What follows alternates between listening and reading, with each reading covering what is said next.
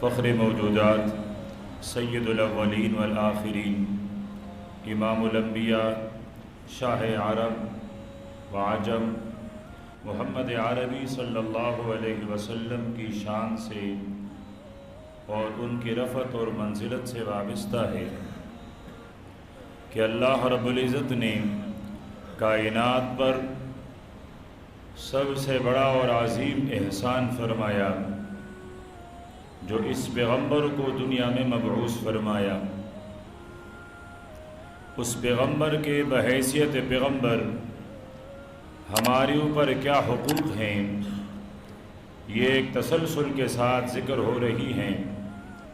ان میں سے پہلا حق آپ صلی اللہ علیہ وسلم کی اتباع اور تابعداری، اور آپ کا دوسرا حق آپ سے محبت قائم کرنا۔ دنیا میں ہم جن سے محبت کرتے ہیں وہ ہماری خواہش ہوا کرتی ہے، وہ ہماری تمنا ہوا کرتی ہے، لیکن پیغمبر صلی اللہ علیہ وسلم کے ساتھ محبت وہ صرف ہماری تمنا نہیں، ہماری خواہش نہیں، بلکہ وہ ہمارا ایمانی فریضہ ہے۔ میرا اور آپ کا ایمان تب تک کامل اور مکمل نہیں ہو سکتا جب تک کہ آپ صلی اللہ علیہ وسلم کے ساتھ محبت ساری دنیا سے سب سے زیادہ نہ ہو۔ محبت کیا ہوتی ہے، محبت کے اسباب کیا ہوتے ہیں، یہ بھی عرض کر دیا گیا تھا۔ اگلی جو بنیادی بات عرض کرنی ہے کہ محبت کے تقاضے کیا ہوا کرتے ہیں۔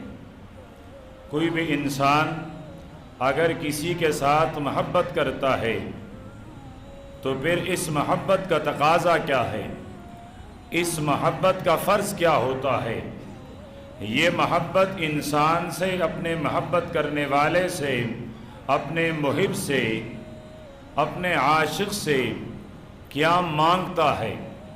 آپ کی زبان میں ایک محبوب اپنے محبت کرنے والے سے کیا ڈیمانڈ کرتا ہے، اب وہ تقاضے کیا ہیں۔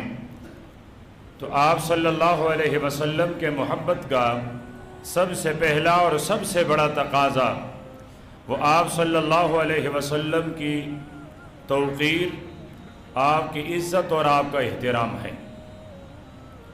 اگر ہمارا دعویٰ یہ ہو کہ ہمیں اپنے نبی اور پیغمبر سے محبت ہے تو پھر اس محبت کا پہلا تقاضا کہ ہم اپنے پیغمبر کو رب کے بعد دنیا کی سب سے بڑی ہستی، سب سے قابل احترام ہستی، سب سے قابل تعظیم ہستی تصور کریں گے تو تب ہم مومن کہلائیں گے، اور تب ہم اپنے پیغمبر کے محبت میں سچے کہلائیں گے۔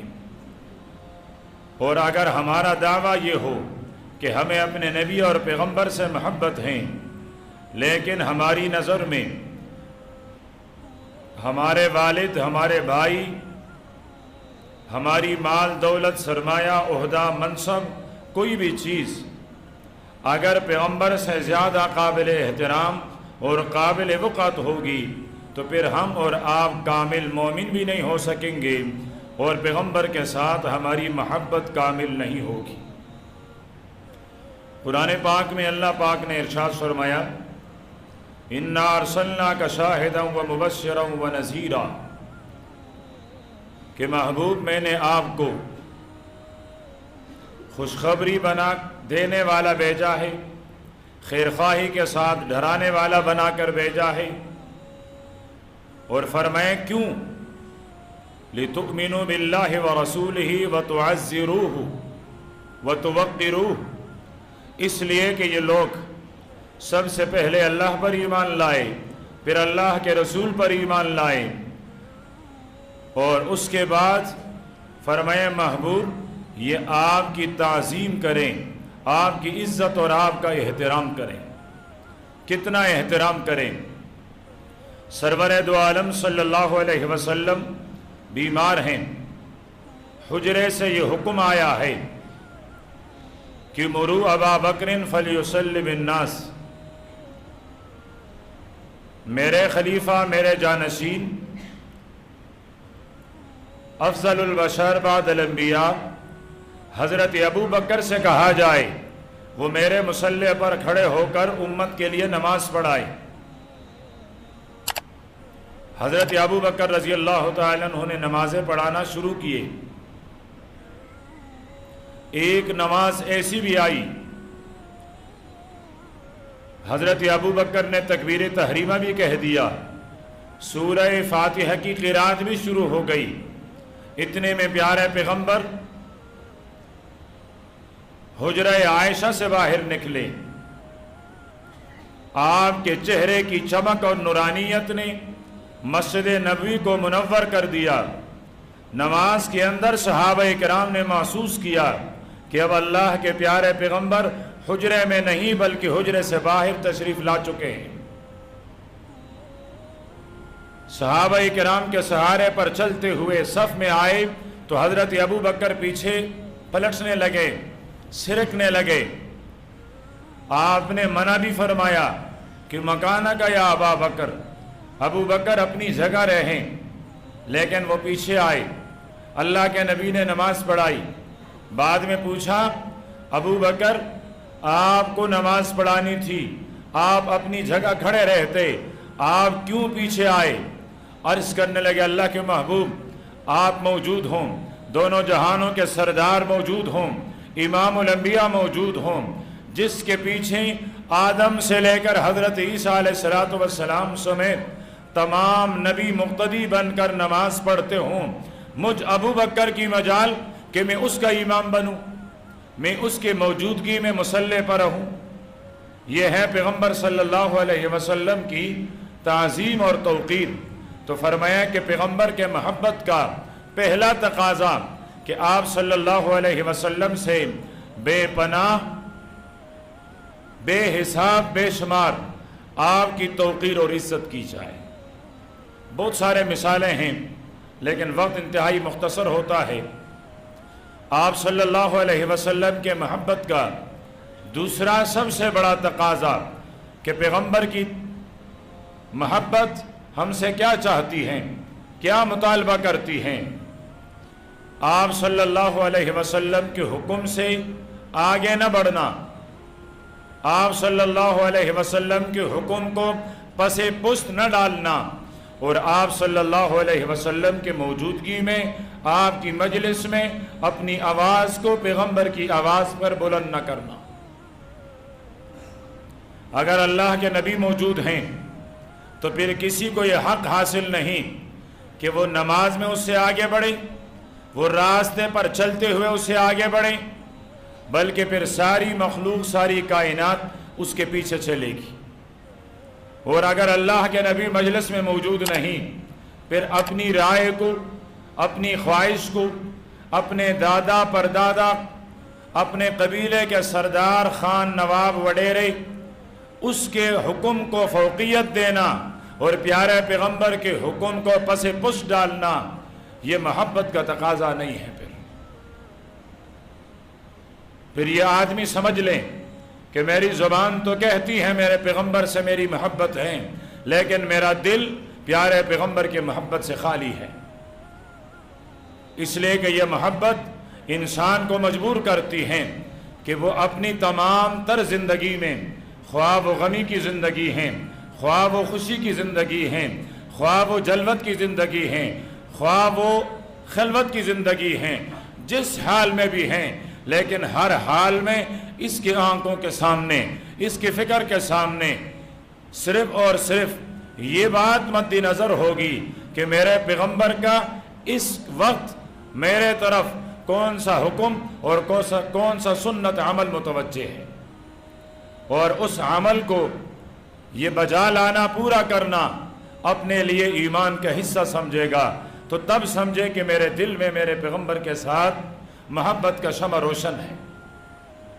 اور اس کے ساتھ پیارے پیغمبر کے مجلس میں آپ کی آواز پر آواز کو بلند نہ کرنا، اور یہ اتنا بڑا حق ہے کہ اس حق کو ادا کرنے کے لیے اور اس حق کی پابندی کے لیے قرآن پاک کی آیت اتری ہے۔ یا ایھا الذین آمنوا لا ترفعوا اصواتکم فوق صوت النبی، ایمان والو اگر تم دل سے مومن ہو، اگر تم اپنے دعوے ایمان میں سچے ہو، تو پھر میں خلاق عالم تمہیں پابند بناتا ہوں، اور وہ پابندی یہ ہے کہ لا ترفعوا اصواتکم فوق صوت النبی، میرے نبی پر اپنی آوازوں کو اونچی بلند مت کیا کرو۔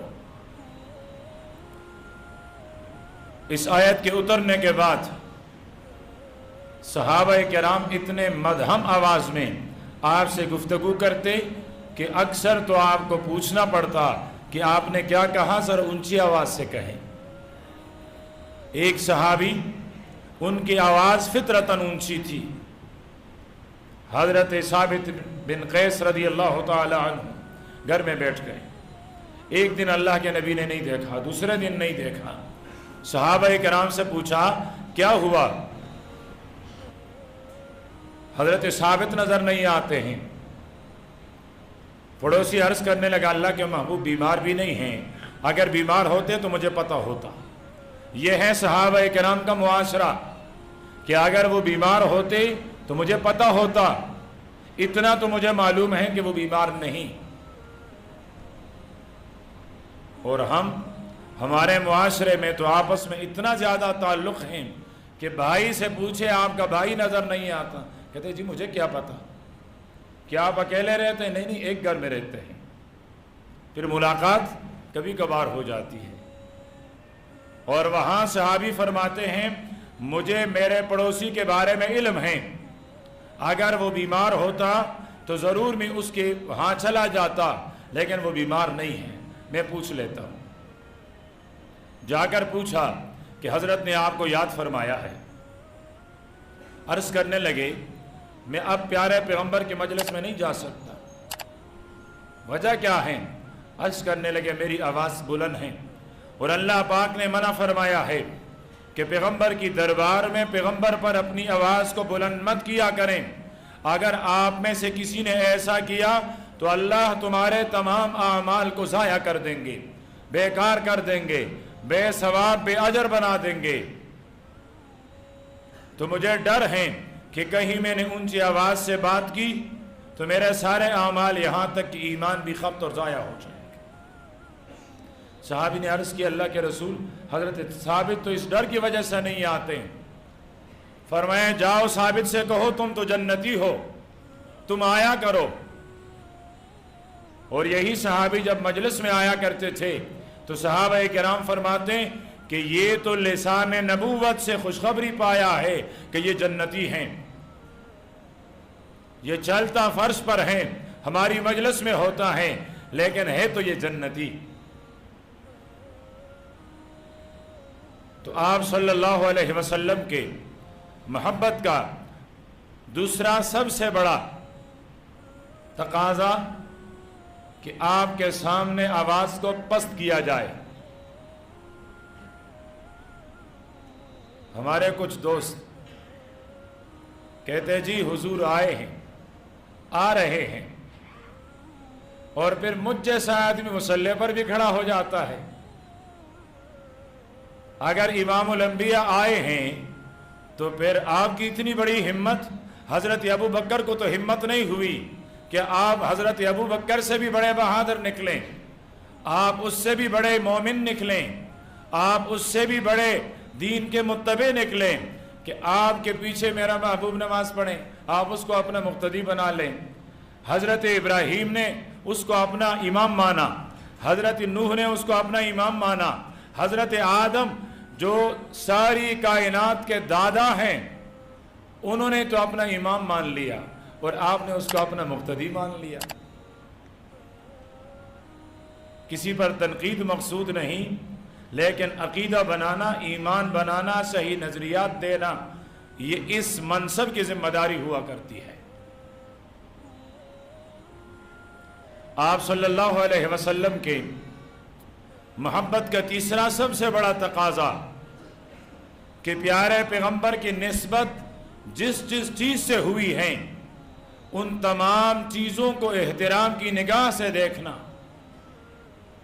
آپ کے حجرے سے آپ کی نسبت ہو گئی، حجرے کو احترام کی نگاہ سے دیکھنا، آپ کے ازواج مطہرات سے آپ کی نسبت ہو گئی تو ازواج مطہرات کو احترام کی نگاہ سے دیکھنا، آپ کی اولاد کو آپ کی نسبت کی وجہ سے احترام کی نگاہ سے دیکھنا۔ آپ صلی اللہ علیہ وسلم نے جو لباس استعمال فرمایا اس لباس کی نسبت میرے پیغمبر کی طرف ہوئی، اس لباس کو قابل عزت اور تعظیم سمجھنا۔ میرے پیغمبر نے اپنے دور نبوت اور رسالت میں جتنے کام کیے، چلا ہے، اٹھے ہیں، بیٹھے ہیں، کھایا ہے، پیا ہے، حکم دیا ہے، منع کیا ہے، غرض میرے پیغمبر نے 23 سالہ دور نبوت میں جس چیز سے اپنی نسبت قائم کی ہے ان تمام چیزوں کو قابل تعظیم سمجھنا، یہ پیغمبر کے محبت کا تقاضا ہے۔ آپ صلی اللہ علیہ وسلم کے محبت کا چھوٹا سب سے بڑا تقاضا، سب سے بڑی ڈیمانڈ آپ کے صحابہ کرام اور اہل بیت سے محبت کرنا۔ ہماری اور آپ کی ایمان، میری اور آپ کی پیغمبر سے محبت تب کامل ہوگی جب ہم صحابہ کرام کو محبت کی نگاہ سے دیکھیں گے، عزت کی نگاہ سے دیکھیں گے، خواہ اس صحابی کا نام ہمیں معلوم ہو یا اس صحابی کا نام معلوم نہ ہو، اس صحابی کے ایمان لانے کا وقت ہمیں معلوم ہو یا اس صحابی کے ایمان لانے کا وقت ہمیں معلوم نہ ہو، یا اس صحابی کے پیارے پیغمبر کے ساتھ غزوات میں شریک ہونا وہ ہمیں معلوم ہو، یا پیارے پیغمبر کے اس صحابی کا غزوات میں شامل نہ ہونا ہمیں معلوم نہ ہو، غرض اس کی زندگی سے مجھے اور آپ سے کوئی تعلق نہیں، لیکن اس کا سب سے بڑا اور بنیادی شرف یہ ہے، عزت یہ ہے کہ میرے پیغمبر نے اس کو صحابیت کا شرف بخشا ہے۔ ہم اس نسبت کی لاج رکھتے ہوئے ہر صحابی کو اپنے آنکھوں کا سرور ٹنڈک اور اپنے سر کا تاج کہیں گے، بلکہ پیغمبر، قرآن، وحی، نماز، روزہ، زکوٰۃ، حج، سارے دین کے گواہ میرے پیغمبر کے صحابہ ہیں۔ اگر میں کسی بھی صحابی کو اس درمیان سے نکال لیتا ہوں پھر میرے پاس آقا کی سیرت نہیں بچتی، پھر میرے پاس آقا کی لائی ہوئی دین وہ سالم اور صحیح نہیں بچتی۔ اگر میں درمیان سے ہٹا دوں تو صحابہ کرام کے بغیر میرے پاس تو رب کا کلام بھی موجود نہیں رہتا، اس لیے کہ میرے پیغمبر پر تو ایک کلام اترا تھا لیکن اس کو محفوظ کیا ہے صحابہ کرام نے، دل میں بھی محفوظ کیا تو صحابہ کرام نے، صفحے میں بھی تو محفوظ کیا تو صحابہ کرام نے، عمل میں محفوظ کیا تو صحابہ کرام نے۔ تو فرمایا کہ پیغمبر کے محبت اس کا تقاضا یہ ہے کہ آپ صلی اللہ علیہ وسلم کے صحابہ اور اہل بیت ان سے محبت رکھی جائے۔ حضرت عبداللہ ابن مبارک رحمۃ اللہ علیہ فرماتے ہیں کسی انسان کے اندر اگر دو صفت موجود ہو یہ کبھی ہلاکت کے وادی میں نہیں گر سکتا، اور اگر کسی انسان میں یہ دو اوصاف موجود نہ ہو وہ سمجھ لے میں ہلاک اور تباہ ہوں۔ پہلی خصلت، جس آدمی کے اندر سچائی موجود ہو، سچا ہو، یہ سچا انسان کبھی تباہ نہیں ہو سکتا، یہ کبھی ہلاک نہیں ہو سکتا، یہ ہمیشہ آباد رہے گا، دنیا میں بھی آباد رہے گا، آخرت میں بھی آباد رہے گا۔ اور دوسری خوبی فرمائیں جو آدمی آپ صلی اللہ علیہ وسلم کے ساتھ اور آپ کے صحابہ کے ساتھ محبت رکھتا ہے، فرمائیں یہ دنیا میں بھی آباد رہے گا، یہ آخرت میں بھی آباد رہے گا، یہ نہ دنیا میں کبھی ذلیل ہو سکتا ہے نہ آخرت میں ذلیل ہوگا، نہ یہ دنیا میں برباد ہو سکتا ہے نہ آخرت میں برباد ہوگا۔ تو صحابہ کرام کے ساتھ محبت یہ آپ صلی اللہ علیہ وسلم کے محبت کی نشانی ہے۔ اللہ کے ایک ولی کے بہت پیارے الفاظ ہیں. فرمایا کہ جس آدمی نے حضرت ابو بکر رضی اللہ تعالیٰ عنہ کے ساتھ محبت قائم کی، فرمایا فقد اقام الدین، اس نے پورے دین کو قائم رکھا. حضرت ابو بکر کی محبت ساری دین کے قیام ہے. اس لیے حضرت ابو بکر نے فرمایا تھا اینقص الدین وانا حی، میرے زندگی میں، میرے موجودگی میں آقا کے لائے ہوئے دین میں کمی آئے گی اور میں ابو بکر زندہ رہوں، پھر میرے اس زندگی پر، میرے اس جینے پر پھر اس کا فائدہ کیا ہے؟ تو اس لیے امام ابو ایوب فرماتے ہیں کہ حضرت ابو بکر رضی اللہ تعالیٰ عنہ کے ساتھ محبت یہ دین کا قیام ہے. اور فرمایا جس نے خلیفہ ثانی حضرت عمر رضی اللہ تعالیٰ عنہ کے ساتھ محبت قائم رکھی، فرمایا اس آدمی نے اوضح السبیل، اپنے لیے ہدایت کا واضح راستہ تلاش کر لیا. کہ جو آدمی حضرت عمر رضی اللہ تعالیٰ عنہ سے محبت رکھے گا، فرمایا کہ یہ خوش ہو جائیں کہ یہ ہدایت کے راستے پر، یہ دین کے راستے پر گامزن ہے، اس کا سفر صحیح راستے پر ہو رہا ہے. اور اللہ نہ کریں اگر دل میں حضرت عمر رضی اللہ تعالیٰ عنہ کے ساتھ بغض ہیں تو یہ سمجھ لیں کہ میں نے اپنے لیے جو واضح راستہ تھا اس کو میں نے کھو دیا ہے. اور تیسرے نمبر پر ارشاد فرمایا جو خلیفہ ثالث حضرت عثمان ذی النورین رضی اللہ تعالیٰ عنہ سے اپنی محبت کے رشتے کو قائم رکھے گا، فقد استضاء بنور اللہ، فرمائے اس نے اللہ پاک کے نور سے نور حاصل کر لیا ہے، اس کو اللہ پاک کی طرف سے رہنمائی مل گئی ہے. یہ ہدایت کے راستے پر جائے گا تو اس کے ساتھ روشنی موجود ہوگی، یہ روشنی کے ساتھ سفر کر رہے گا.